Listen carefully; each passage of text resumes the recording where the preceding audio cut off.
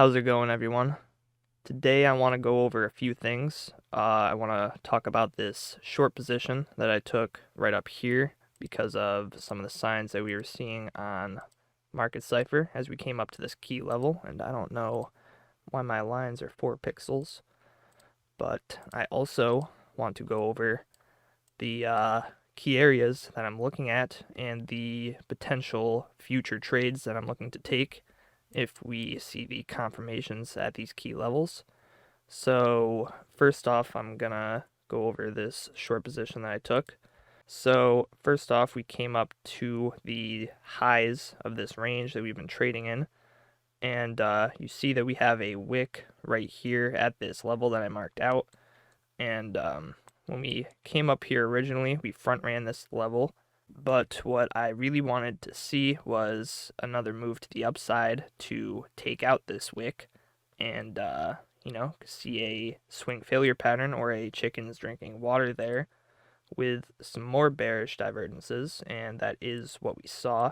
So first off, we saw the bearish divergences here on the 1 hour. On the larger time frames, the money flow was increasing still, which is a factor I had to keep in mind, but we saw 1 hour bear divs forming. If I go to the 24-minute, you see that we also had bear divs forming here as we came up for this last high. The money flow is still very thick in the green. We come down to the 12-minute, saw the bear divs here as well.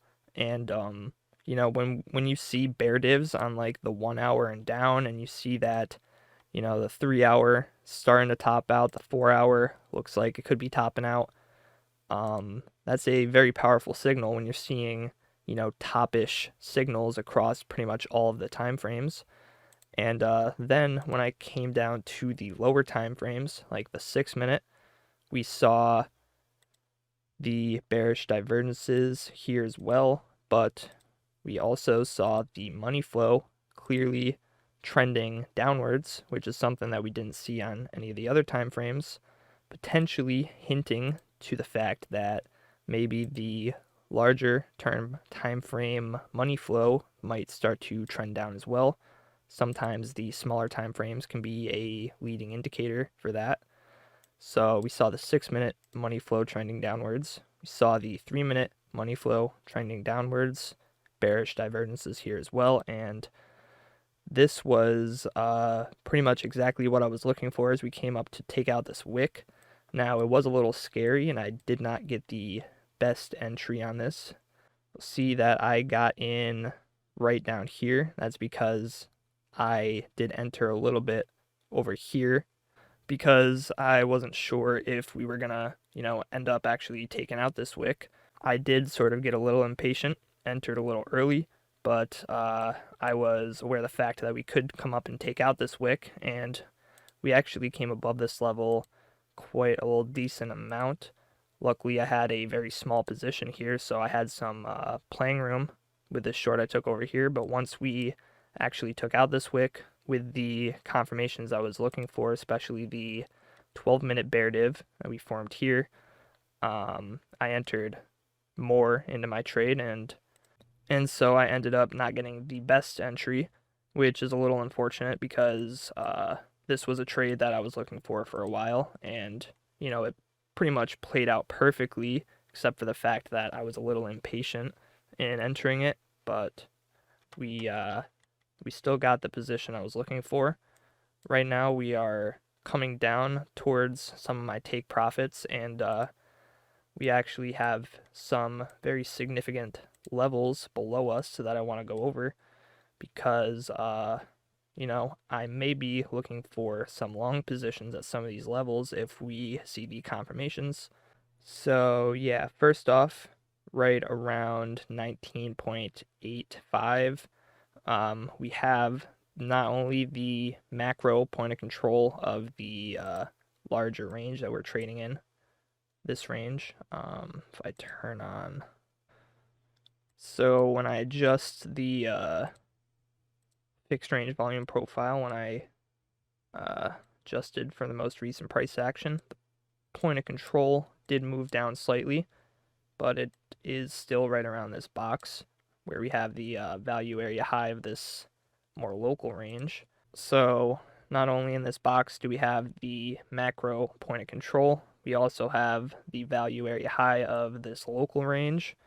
And, this is also just the highs of this range that we're trading in. And if we come down to this level and we end up finding support on it and get another move up, I would look at this as us breaking out of the resistance, coming back to retest it as support before moving higher, because, you saw we've found resistance on this area plenty of times.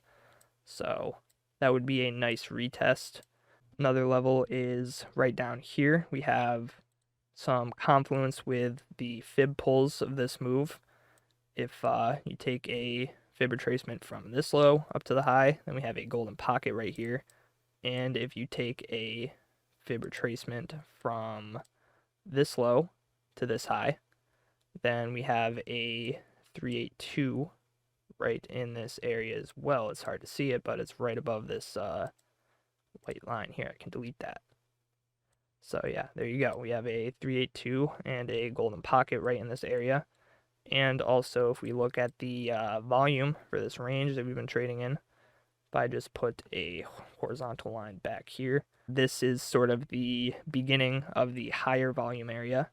There is a lot more volume in this area than there is in this area. So if we come down to this area, this could be another key level of support. And this level is coming in right around 19.5 to 19.6. And then down here from like 19.2K to like 19K, we have another very interesting level of confluence. If I turn on my weekly levels, you can see that we actually had the most recent weekly open right inside this box. The weekly candle opened right here. And so if we come back and retest that, that could be a significant level. We also have a golden pocket right here from this low up to this most recent high. And we also have the point of control of this sideways range. So a lot of confluence in this area. If we come down to here, I will probably be looking for some bullish divergences, potentially take a trade there. And yeah, I mean, that's pretty much my levels inside that range. We also have a level of confluence down here. If we just lose this level, the macro value area low, the weekly open from last week, and the 786 from that same fib, it's all in this area. So if we lose this support level, we could end up coming down here. But, these are the most key levels in my opinion right now. Oh yeah, and we also have a weekly level right up in this box too. Forgot about that. But yeah, that's pretty much the key levels to the downside. Now, if we end up just retesting this box and then getting a massive move to the upside, then we do have some levels of resistance above us. First, we could come up and take out this wick up here. Could CDW from there and, just get a fake out essentially. So if we come up there and we see some bearish divs, especially like on the 12-minute, if we come back up here and we keep forming bearish divs, could potentially expect a fake out there. But also above us, we have some pretty key fib levels.